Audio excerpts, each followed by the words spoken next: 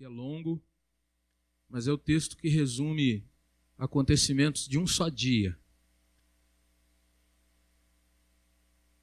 A partir do versículo 1 de Lucas 24, eu quero ler toda a narrativa do domingo da ressurreição.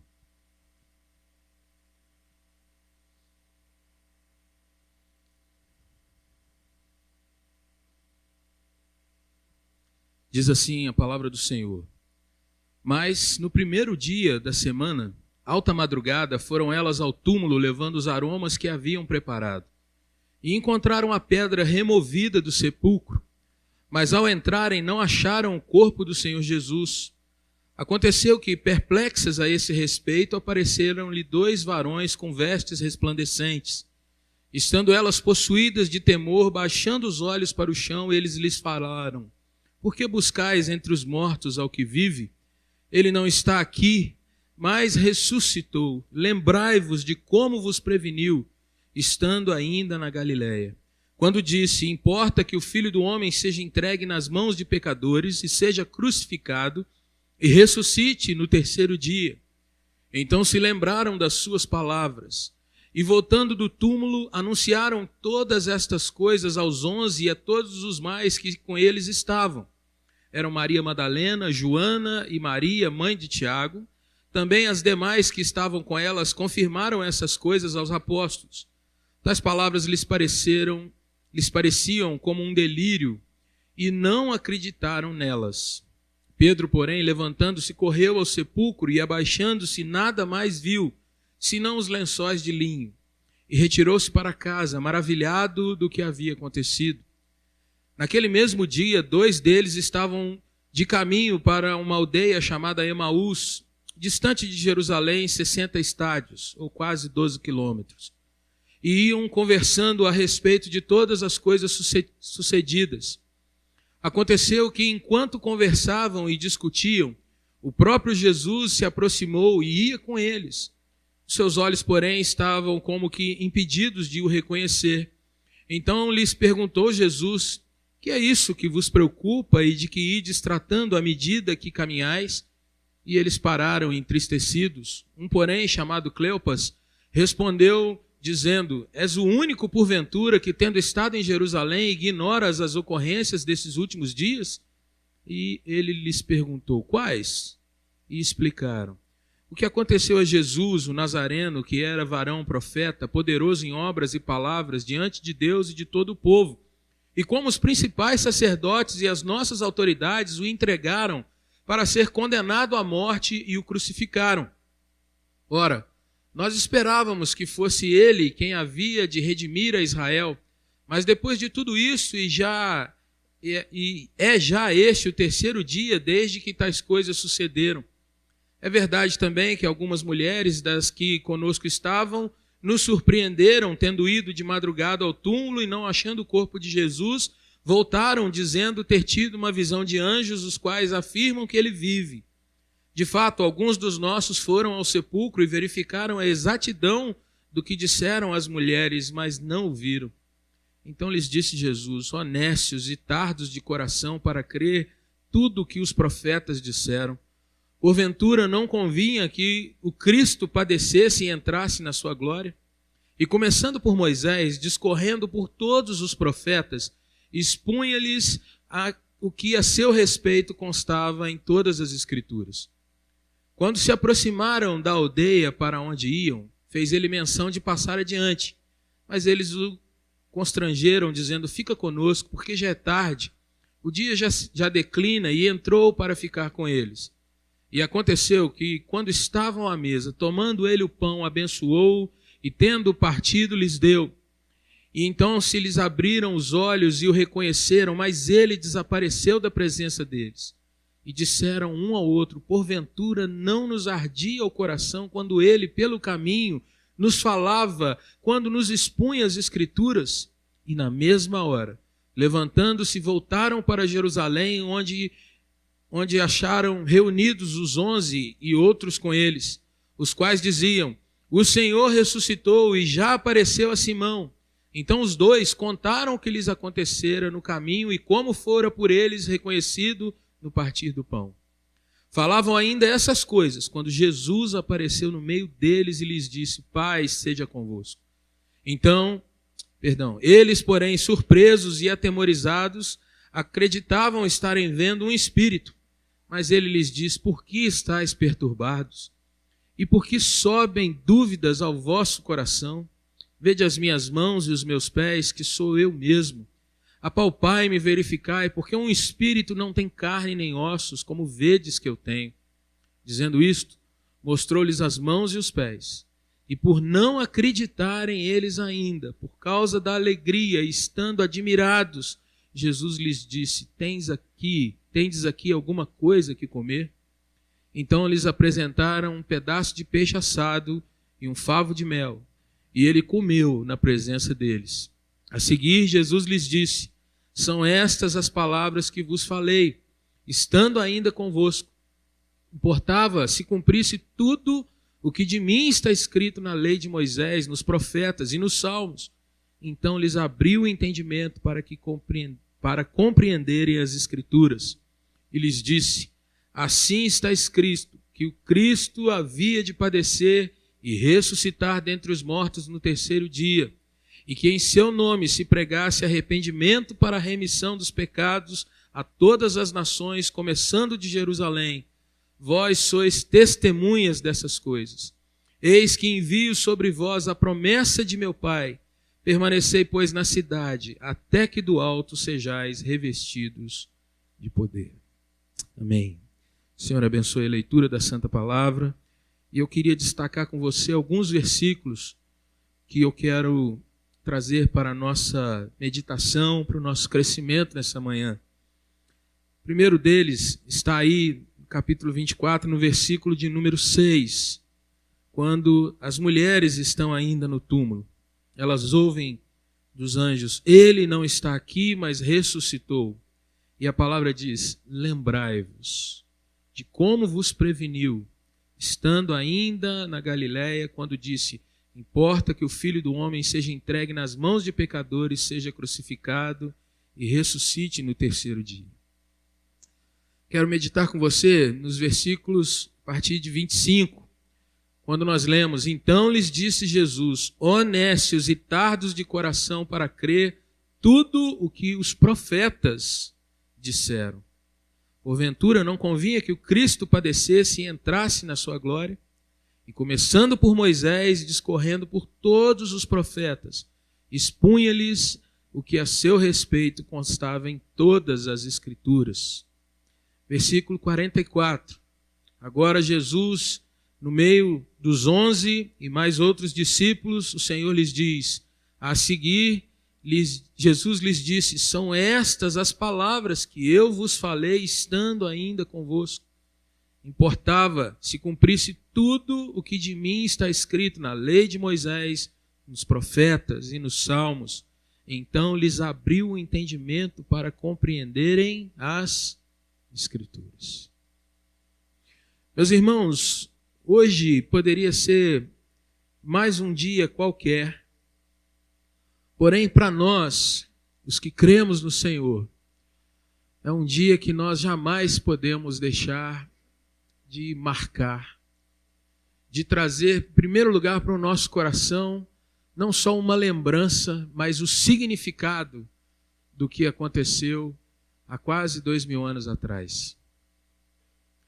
Se eu fosse pensar com você sobre todas as religiões que você puder imaginar na nossa caminhada humana, todas as religiões podem se resumir em algo que o homem estabelece, e ele estipula algumas práticas, e assim meio que se auto-justifica, porque ele crê que realizando algumas coisas, oferecendo alguns sacrifícios, agradando a divindade, seja ela qual for, subindo num monte e sacrificando, ou entrando nas águas e colocando algumas oferendas, ou ele mesmo estando diante da própria natureza e se submetendo numa forma de adoração em que ele mesmo também estabelece, e ele vai ter a sua justificação. Ele vai ter o agradar da divindade a quem ele está servindo. Interessante, irmãos, que até mesmo dentro do cristianismo, se nós, eu e você, não tomarmos muito cuidado, nós também caímos nesse tipo de situação. Nós começamos a observar um conjuntinho de regras, de datas, de momentos em que a gente vai até um lugar que a gente chama de igreja, ou ao templo, ou nós vamos numa casa e ali um grupo de pessoas também estabelece algumas regras e a gente então passa a acreditar que cumprindo alguns deveres estabelecidos por nós mesmos, nós também estaremos em paz com o Deus que nós dizemos que é o Deus da Bíblia. E se você parar para observar o evangelho que muitas vezes tem sido pregado, você vai ver, meu irmão, minha irmã, que na maioria das vezes as pessoas colocam condicionantes que estão nas obras que elas realizam para que então elas possam dizer que estão sendo aceitas por Cristo Jesus e pelo Senhor. Campanhas, tantos dias, tantos momentos X de oração, tais palavras têm que ser repetidas e você já deve conhecer muitos dos mantras, muitos das palavras que são colocadas para que a gente se sinta, de certa forma, confortável, dizendo, agora que eu fiz tal coisa, Deus vai me responder. Agora que eu realmente cumpri tais regrinhas, Deus vai me abençoar. Nós vemos isso, irmãos, nos momentos dos nossos dízimos, quando muitas vezes nós chegamos até a frente no altar e dizemos, Senhor, estou colocando a minha parte, agora o Senhor tem que fazer a sua, que é me abençoar. Nós nos lembramos do texto de Malaquias não como uma palavra de oferta, de gratidão por aquilo que Deus já nos deu, mas muitas vezes nós nos colocamos dizendo, Senhor, tudo estou entregando, mas agora o Senhor tem que abrir as janelas do céu, o Senhor prometeu. E assim, irmãos, muitas vezes nós não enxergamos o nosso viver como algo que deve refletir a presença daquilo que nós confessamos. E muitas vezes nós caímos em rituais. Vamos ao culto do domingo, porque se de repente eu não for, eu estou quebrando algum passo. Deus pode me castigar. Acostumamos-nos com as coisas de forma muito tranquila. Mas eu gostaria de lembrar, irmãos, para mim e para você, usando esse episódio da ressurreição, que o verdadeiro cristianismo, ele é uma pessoa. Ele não é um conjunto de regras. A verdadeira salvação não está em apenas falar algumas palavras quando alguém faz um apelo e dizer, eu confessei e agora está tudo resolvido. Mas o verdadeiro evangelho, a nossa vida, ela só tem sentido quando nós entendemos que ela está apoiada não num conjunto de coisas, mas em alguém que de fato veio trazer completa redenção para a nossa história. E nesse sentido, olhando o que Jesus, os anjos e o próprio Jesus falaram aqui nesse texto, gostaria de trazer para a lembrança dos irmãos, para a minha edificação e para a sua edificação, algumas questões que a ressurreição de Jesus Cristo veio concretizar na vida do ser humano. Nós estamos na nossa escola dominical estudando o livro de Gênesis, nos seus 11 primeiros capítulos, e entendendo, irmãos, que nós somos, de fato, criaturas do Senhor e fomos estabelecidos nessa terra com um propósito de Deus. E como criaturas do Senhor, capacitados por Deus para termos um posicionamento, uma tranquilidade de escolha, nós caímos em pecado. Através do primeiro casal, aquele que é a cabeça federal da igreja, todos nós nascemos já com uma condição muito difícil de vida. 4 dimensões muito grandes da caminhada humana foram afetadas pela queda. E quando nós falamos da total depravação do homem, nós não estamos dizendo que para nada mais presta, que é terra arrasada, mas sim, o homem continua com aquela imagem, semelhança de Deus em muitas situações, mas em todas as áreas da nossa vida nós temos pontos que são afetados pelo pecado original. E daí, irmãos, nós entendermos e confessarmos e a cada dia colocarmos a nossa confiança não nas nossas obras, não num conjunto de regras, mas entendendo que só através da pessoa de Jesus Cristo nós temos de novo redenção nas áreas que foram afetadas. Hoje, celebrando a ressurreição do Senhor, um fato histórico que o apóstolo Paulo diz, Jesus apareceu pelo menos 7 vezes para diversas pessoas, depois apareceu para um grupo de mais ou menos 500 pessoas para mais, e apareceu para ele, o próprio apóstolo Paulo, ou seja, num horizonte de cerca de 20 anos, Jesus esteve presente com diversas pessoas.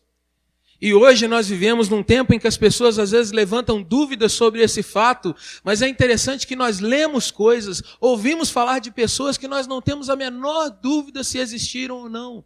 Filósofos da Grécia Antiga, que ninguém viu ou que não tem nenhuma prova a não ser um pequeno escrito, mas cremos com facilidade que aquilo é de Platão, que aquilo é de Cícero, que aquilo é de um outro filósofo. Mas muitas vezes nós vemos que o próprio inimigo trabalha para que nós não venhamos a crer que o relato que nós lemos aqui seja de fato histórico, real, e que uma pessoa ressuscitou dentre os mortos, o Senhor Jesus. Irmãos, quando falamos então de Jesus ser aquele que redime as grandes áreas da nossa vida, hoje eu e você podemos celebrar à luz de Gênesis 3, e o que nós vimos aqui nesse relato, que Jesus traz redenção sobre a nossa dimensão teológica, ou o nosso relacionamento com Deus, o Criador, em primeiro lugar. O homem por si só, meus irmãos, ele não pode ter paz com Deus, como nos afirma o apóstolo Paulo em Romanos capítulo 5, se o próprio Jesus não vier e não estar entre nós e o Senhor como o único mediador entre Deus e nós. Como o único mediador entre a realidade do céu e a realidade da terra. Como o único mediador, irmãos, entre a presença gloriosa daquele que nos criou e a nossa história, que clama por ser redimida, por ser restaurada. Qualquer ser humano na face da terra, meu irmão, minha irmã, em qualquer lugar, em qualquer época, tem sede de ter um relacionamento com o Criador, de ter um encontro com o Criador. Quantas vezes, irmãos, nós pensamos nisso?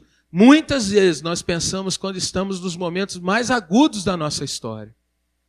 Se você quer ver realmente como as coisas são, como o homem anseia por ser livre das coisas que o prendem, por exemplo, olhe num dia de velório, como a morte de alguém realmente sufoca todo um ambiente quando as pessoas não conhecem o Senhor.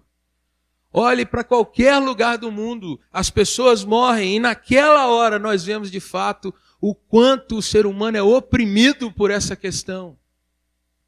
No entanto, João 3,16 diz que o Senhor, nos amando de uma maneira que nós não temos como mensurar, Ele enviou seu Filho para que todo aquele, não que realizasse rituais, mas aqueles que de fato colocassem sua confiança nele, depositassem realmente a sua vida nele, não perecessem, mas tivessem a vida eterna no Senhor.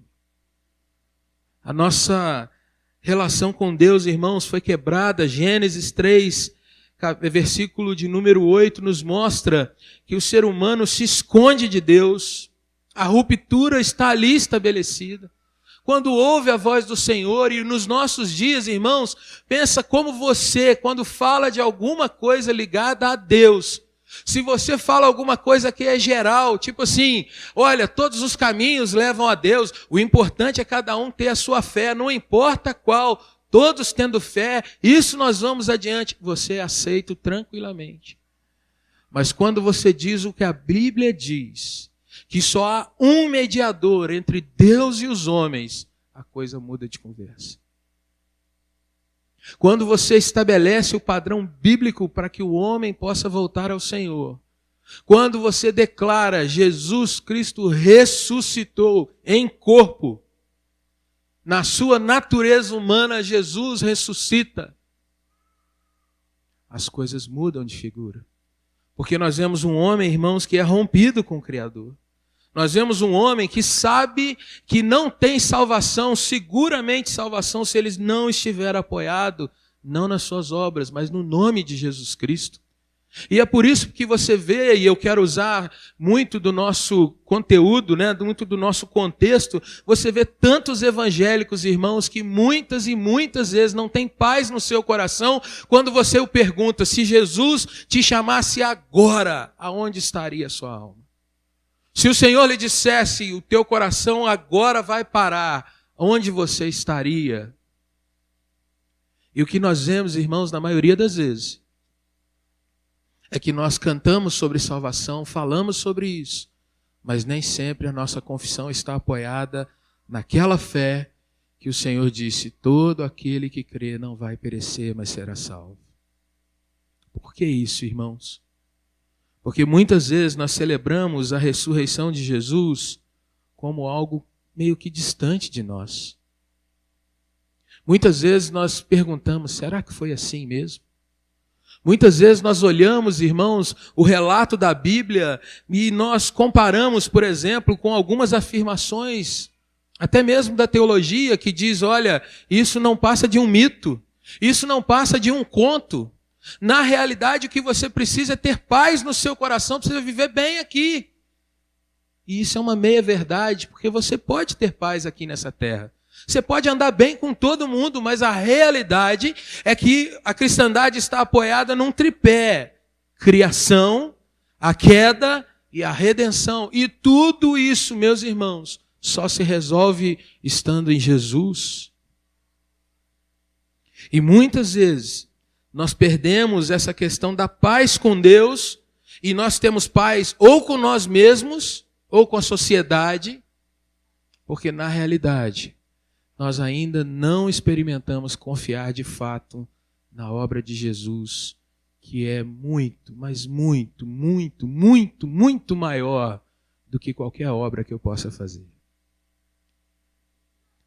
Eu oro porque eu sou salvo e não para ser salvo. Eu oferto ao Senhor porque Ele me redimiu e não para ser redimido. Eu vivo a vida de fé, de proclamar o Evangelho, porque o Senhor já veio e me restaurou, e não para que isso venha acontecer. Como é que é isso na sua vida, irmão? Você vem nessa manhã para celebrar o ressurreto Senhor? Ou você veio nessa manhã para, de repente, como é mais cedo, o sacrifício talvez seja mais difícil, né? Para alguns aqui, abrir os olhos hoje às 6 da manhã foi algo complicado. Mas quando você pensa de segunda a sexta, você faz isso todos os dias. Todos os dias. Então, para nós que estamos aqui, nada mudou. Né? Tá certo. Para alguns pode ter mudado. Né, jovem? Irmãos, uma segunda dimensão que a queda mostra que aconteceu, e que a ressurreição de Cristo, aquilo que Ele falou, que Moisés explicou, os profetas explicaram, os salmos trazem para nós, além da dimensão teológica, o nosso relacionamento com Deus, é a dimensão psicológica da queda. Eu comigo mesmo. A minha dificuldade de aceitação da minha própria vida, do meu ser, diante da vida que me está à frente. Gênesis 3:10 diz assim: tive medo porque eu estava nu. E o Senhor pergunta: quem te fez saber que estava nu? E nós vimos domingo passado na escola dominical a questão da nudez ser algo que mostrava que no início não era uma questão de vergonha. Ambos estavam nus e não se envergonhavam. Mas não é só a nudez física, é a questão de o homem não estar protegido, não estar envolvido. Tudo isso acontecia porque Deus fornecia aquela cobertura, Gênesis 2:25. Mas no momento em que eles rompem com Deus, eles começam a se perceber desprotegidos. E eles começam a se proteger de uma forma completamente limitada. Pegar folhas para se cobrirem. Mas eles não veem que a sua nudez não é apenas de corpo, mas também de alma. E o homem hoje, irmãos, reflete isso perfeitamente. Quantas pessoas não têm paz consigo mesmo? Quantas pessoas jovens hoje, na tenra idade, já têm que ser cobertos com medicação para dormir? Quantas pessoas nos nossos dias, irmãos, não conseguem se ver como alguém que foi projetado por Deus, não tem contentamento com a sua aparência, não tem contentamento com a sua família, não tem contentamento com a sua casa. O homem parece ser um eterno descontente nos nossos dias. E ele compra. Tudo que ele pode comprar, ele adquire.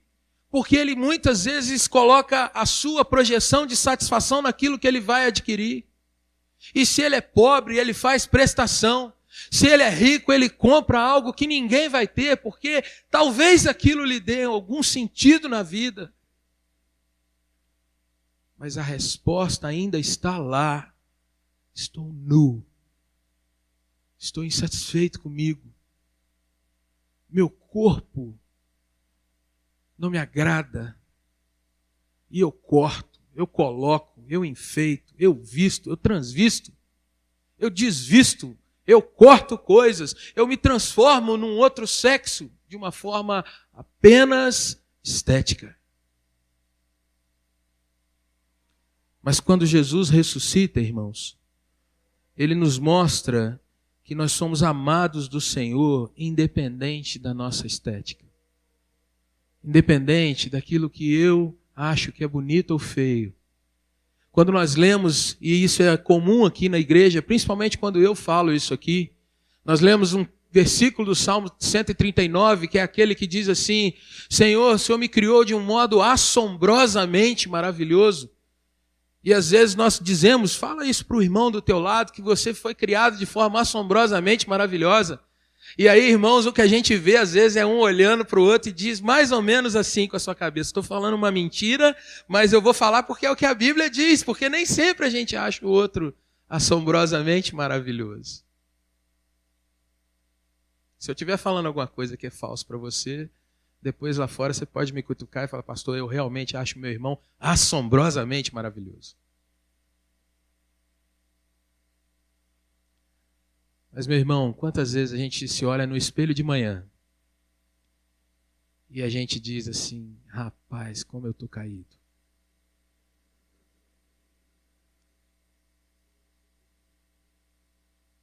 E eu quero puxar aqui, eu quero afinar isso aqui, eu quero diminuir isso aqui. Sou só eu, né, irmãos? Você está rindo de você também. E aí, quando eu me aproximo um pouco mais do espelho, eu começo a olhar os meus olhos e dentro deles a minha alma. E eu começo a ver que o que está dentro do meu olhar muitas vezes é querer ter o que o outro tem. Se eu tivesse a família do outro, talvez eu fosse mais feliz. Se eu tivesse o dinheiro que aquele cara tem, talvez eu fosse mais feliz. E eu começo a projetar, não na graça do Senhor, mas em ter, obter, cortar ou transformar alguma coisa que no início Deus disse que era muito bom, mas que para mim não é bom mais. Jesus, irmãos, é aquele, não que a gente transforme o feio em bonito, dizendo assim: não, você está bem demais e tal. Isso é mentira. Isso é aquela conversa que, quando alguém aparece com um vestido novo e maquiado, você fala assim: nossa, como você está linda. Mas Jesus é aquele que traz para a minha vida a realidade de que hoje eu ainda tenho o reflexo da queda. E que eu como um pecador. E se eu como como um pecador, eu vou ter o físico de um pecador. De que eu ajo como um pecador com o meu irmão, com a minha irmã. Então, os reflexos do nosso relacionamento, muitas vezes são reflexos caídos. E que eu desejo como um pecador, porque eles desejaram cobrir a sua nudez e não voltar para o Senhor.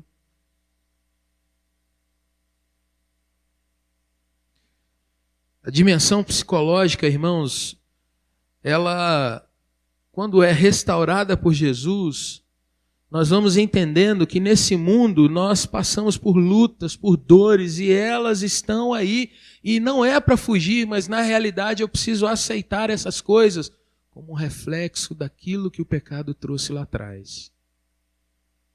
Mas eu preciso entender que em Cristo Jesus isso está com os dias contados.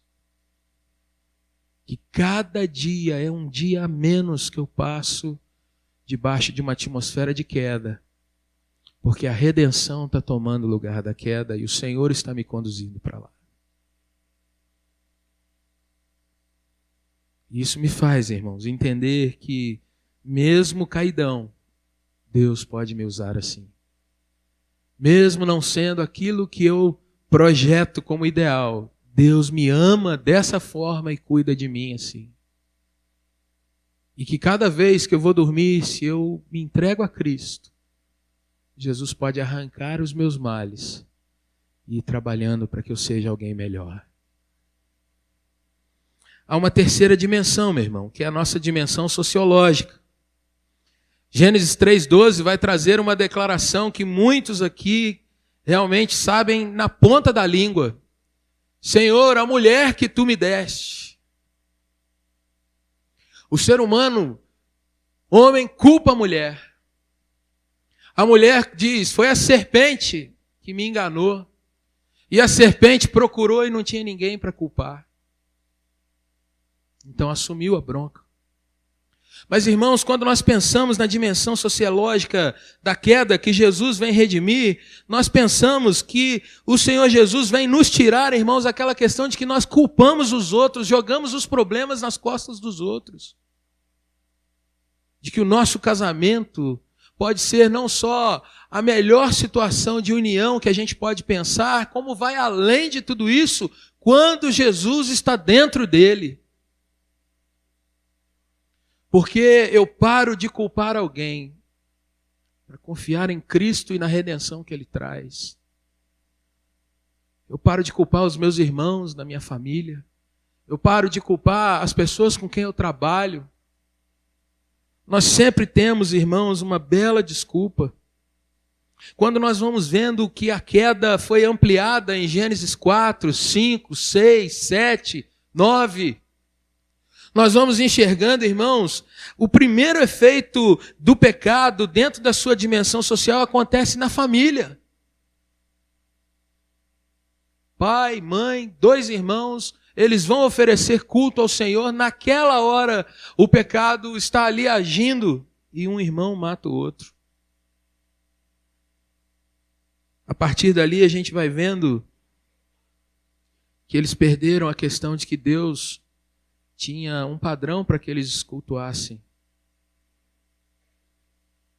Agora veja, a pessoa que está perto de você aí, atrás ou à frente, talvez você não saiba onde mora, talvez você não saiba o que ela gosta de comer, talvez você não saiba com quantas pessoas ela convive dentro do seu lar, você não sabe onde ela trabalha, talvez. No entanto, por Jesus Cristo, você pode chamar essa pessoa de irmão. Enquanto lá atrás um irmão matou o outro quando os 2 ofereciam um culto a Deus. Hoje o Senhor chama a gente da nossa atmosfera de pecado.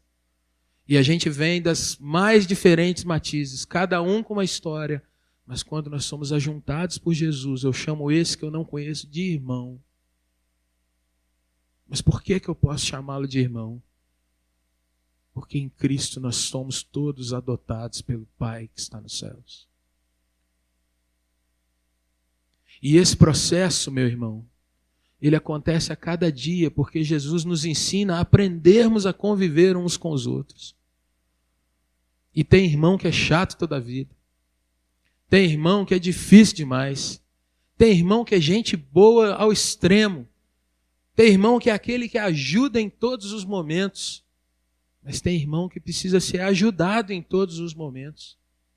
E o Senhor nos coloca juntos. E Ele nem nos dá, irmão, a opção de dizer assim, eu só quero conviver com esse aqui. Na realidade, Ele nos faz aprender a conviver uns com os outros. A igreja é o único lugar onde há a questão de ser honesto, chamar alguém de irmão, porque eu não chamo de irmão pelo meu hábito, pelo meu jeito, ou pela minha decisão. Na realidade eu chamo porque Jesus morreu na cruz por aquele outro ali também. E às vezes você fica pensando, como é que pode? Como é que Jesus salvou esse cara? Você nunca pensou nisso não, irmão? Às vezes você está dentro da igreja, você encontra, você fala, pô Jesus, eu acho que nesse aqui o Senhor forçou a barra. No entanto, Jesus às vezes fala assim, volta lá no espelho. Vê o que você tinha. E ele joga as nossas obras por terra e mostra que aquele irmãozinho que às vezes pisa no calo toda a vida, aquele irmãozinho que você fala, oh Deus, misericórdia. E Jesus fala, seu irmão. Seu irmão.